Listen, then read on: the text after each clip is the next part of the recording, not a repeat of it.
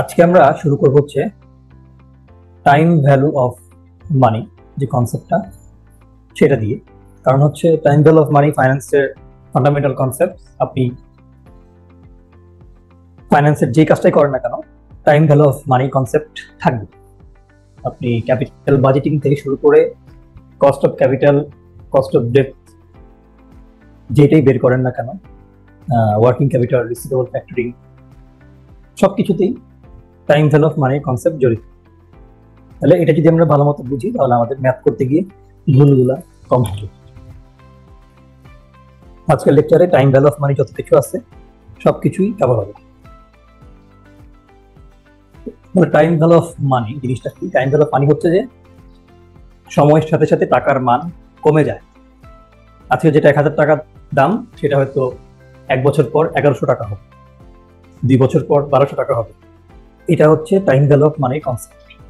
যদি আমরা দেখি যে sum of money is worth more now than the sum will be at a future date due to earnings potential in the interim. এটা হলো official সংজ্ঞা। আমাদের পরীক্ষার সময় এই অফিসিয়াল সংজ্ঞাটাই লিখতে হবে যে সাম অফ মানি, কিছু মানি যদি থাকে আমার কাছে, সেই money total sum worth more than the same sum will be at a future date.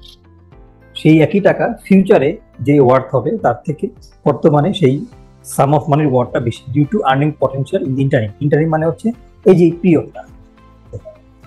Interim মানে হচ্ছে ইয়ার 1, ইয়ার 2। ইয়ার 1-এ 1000, এটা যদি আমি এই টাকাটা রেখে দিই তাহলে এটা কিন্তু এটার ভ্যালু দেখা যাবে যে ইয়ার 2-তে গিয়ে 900 টাকা হয়ে যাবে। ঠিক আছে, টাকাটা কমে যাবে, ভ্যালুটা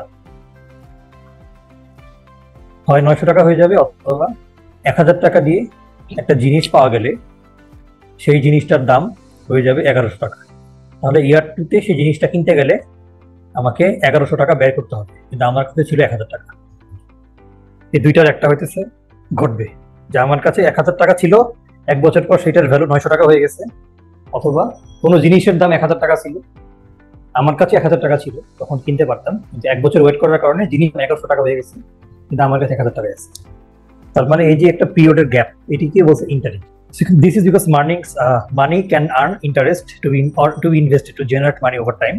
So money আমরা ব্যাংকে রাখতে পারি, এটার উপর ইন্টারেস্ট গেইন হবে যদি আমি আজকে রাখি। কিন্তু আমি যদি টাকাই না পাই তাহলে তো আমি সেটা অ্যাভেল করতে পারবো না, বা আমি যদি টাকা পাই তাহলে আমি সেটাকে ইনভেস্ট করতে পারি।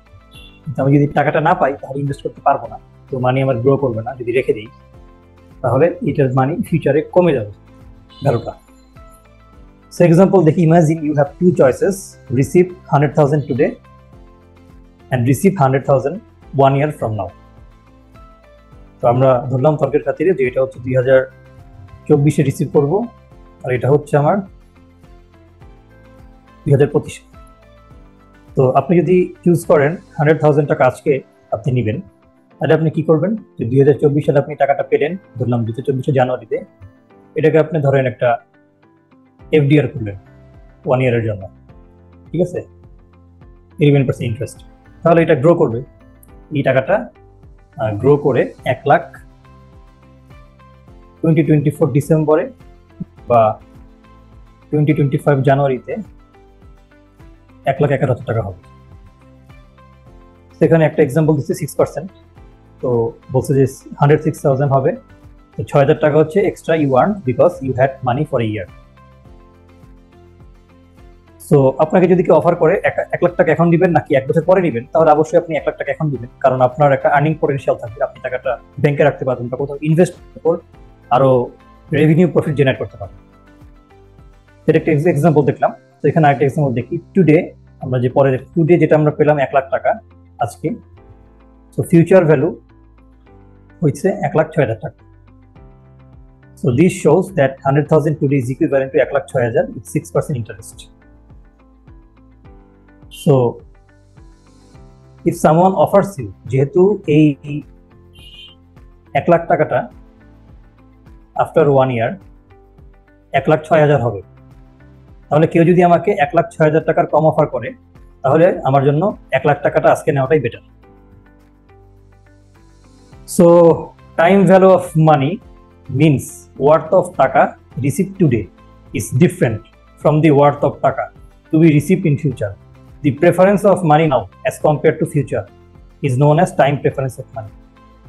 এটা আমাদের শর্ট কোশ্চেন বা এমসিকিউ আসতে পারে যে টাইম প্রেফারেন্স অফ মানি কি।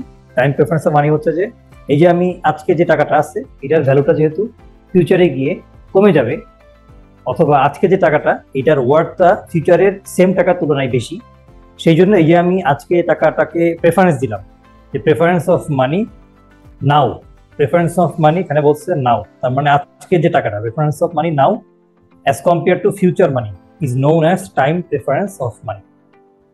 তার মানে আমি প্রেফারেন্স দিলাম টাইমটা। সো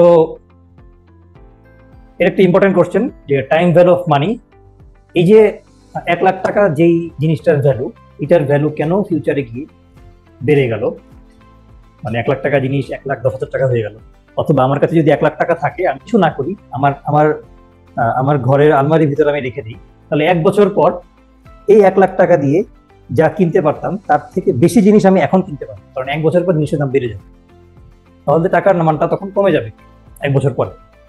তাহলে এটা কেন হইতেছে, কারণটা কি? সেই টাইপের কোশ্চেন আসতে পারে যে what are the reasons for the implication or what are the reasons for application of time value of money or why value reduces with time. So প্রথমটা হইতেছে রিস্ক। ফিউচার মানি রিসিপ্টে আনসার্টেনিটি আছে, uncertainty about the receipt of money in future. ফিউচারে আপনি টাকা receive করবেন কি করবেন না, মানে পারবেন কি পারবেন না, এটার উপর একটা আনসার্টেনিটি কাজ করে, ঠিক আছে? তো ইমাজিন ইউ প্রমিসড 1,000 টাকা a year from now to your friend, আপনার ফ্রেন্ডকে 1 বছর পর 1,000 টাকা দেওয়ার প্রমিস। তো এখানে আচ্ছা, ইউ আর প্রমিস মানে আমার ফ্রেন্ড আমাকে প্রমিস করেছে যে 1,000 টাকা আমাকে পে করবে 1 বছর পর। তো এখানে রিস্ক থাকে, আমার ফ্রেন্ড মরে যেতে পারে বা ফাইন্যান্সিয়াল ইস্যুস সে ফেস করতে পারে এই 1 ইয়ারের মধ্যে, এবং আমার প্রমিস মানি আমাকে না দিতে পারে। তো একটা রিস্ক থাকে আমাকে দিতে পারবে কি পারবে না। আমি যদি কোম্পানির পার্সপেক্টিভে ভাবি তাহলে আমি তাকে যদি বলি 1 বছর পর টাকা দিব, বা ব্যাংক ধরেন বা কেউ আমাকে লোন দিল, আমি 1 বছর পর্যন্ত আমার বিজনেস সাস্টেন করবে কিনা, আমি ব্যাংক করাপ্ট হয়ে যাব কিনা, সেক্ষেত্রে কিন্তু আমার একটা রিস্ক থেকে যায় যে আমি bank will not be able to recover that money. Then হচ্ছে প্রেফারেন্স অফ প্রেজেন্ট কনজামশন, তার মানে most persons and companies prefer current consumption over future consumption. তার মানে টাকাটা পেলে আজকে তারা এটাকে কনজিউম করতে চায় বা আজকে টাকাটাকে ইউজ করতে চায়, সেটা 6 মাস বা 1 বছর 2 বছর পরের থেকে। তো একটা কোম্পানি যদি আজকে 10,000 টাকা পায়, সে নতুন একটা ইকুইপমেন্ট ইনভেস্ট করতে পারে এখনই টু ইমপ্রুভ প্রোডাকশন, অথবা জেনারেট মোর প্রফিট আপনার ওই আইটেমটা কিনে, or wait to have the same amount of money. So এখানে 2টা অপশন থাকে কোম্পানির, যে আমি হয়তো টাকাটা যদি আমি 1 বছর পরে পাই 10,000 টাকা, তাহলে আমি সেটা ওয়েট করতে পারি, অথবা আমি এখন টাকাটা পেলে একটা নতুন ইকুইপমেন্ট কিনে ফেলতে পারি যেটা দিয়ে আমার প্রোডাকশন ইমপ্রুভ হবে, আমি প্রফিট জেনারেট করবো। সো কোম্পানি যদি এখন ইনভেস্ট করে বা ইনভেস্টিং নাও, তাহলে কোম্পানি ইমিডিয়েটলি তার প্রোডাকশন ক্যাপাসিটি ইনক্রিজ করতে পারবে এবং প্রফিট করতে পারবে, which is more valuable then waiting A year and missing out potential profits. তাহলে এই প্রেফারেন্সটা সবসময় থাকে মানুষের এবং কোম্পানির, যত আগে টাকা পাই তত টাকাটা আমি কোনো একটা কাজে ইউটিলাইজ করবো। দেন হচ্ছে ইনফ্লেশন একটা ইম্প্যাক্ট। ইনফ্লেশন প্রতি বছর বাড়ে 6%, 7% করে, তাহলে আজকে যেটা 100 টাকা, ইনফ্লেশন হওয়ার কারণে সেটা 106 টাকা হয়ে যাচ্ছে। তাহলে এইটা দিস ডিক্রিজ পারচেজিং পাওয়ার যে কমতেছে, 100 টাকা জিনিস 106 টাকা হইতেছে, এইটা time value of money with কি বলে ওভার টাইম মানির যে ভ্যালুটা সেটাকে কমায় দেয়। দেন হচ্ছে ইনভেস্টমেন্ট অপরচুনিটিস। ম্যাক্সিমাম কোম্পানি এবং মানুষই চায় ইনভেস্ট করতে, সেজন্য একটা প্রেফারেন্স থাকে যে টাকাটা যদি আমি এখন পাই এটাকে আমি ইনভেস্ট করতে পারবো, না হলে আমার যে অ্যাভেলেবল অপরচুনিটিসটা এগুলোকে আমি হাতছাড়া করবো। আর এখন ইনভেস্ট করলে সেখানে আর্নিং পটেনশিয়াল থাকে, অ্যাডিশনাল ক্যাশ ফ্লো আসবে। Okay, so investing 1,000 in a business venture might grow it to 1,200 in a year. So আমি যদি আজকে 1,000 টাকা পাওয়ার অপশন থাকে, আমি তাহলে আজকেই সেটাকে রিসিভ করে ইনভেস্ট করবো, না হলে আমি 200 টাকা যে প্রফিটটা সেটা কিন্তু মিস করবো, কারণ আমি ইনভেস্ট করতে পারলাম না, আমি যদি সেই অপরচুনিটিটা ফেলে দিই। তাহলে আমাদের এই ধরনের কোশ্চেন আসলে আমাদেরকে 4টা অপশন দিতে হবে। একটা হচ্ছে রিস্কের কারণে টাইম ভ্যালু অফ মানি ইম্প্যাক্টটা পরে কমে যায়, প্রেফারেন্স ফর প্রেজেন্ট কনজাম্পশন, দেন হচ্ছে ইনফ্লেশন, দেন হচ্ছে ইনভেস্টমেন্ট অপরচুনিটিস।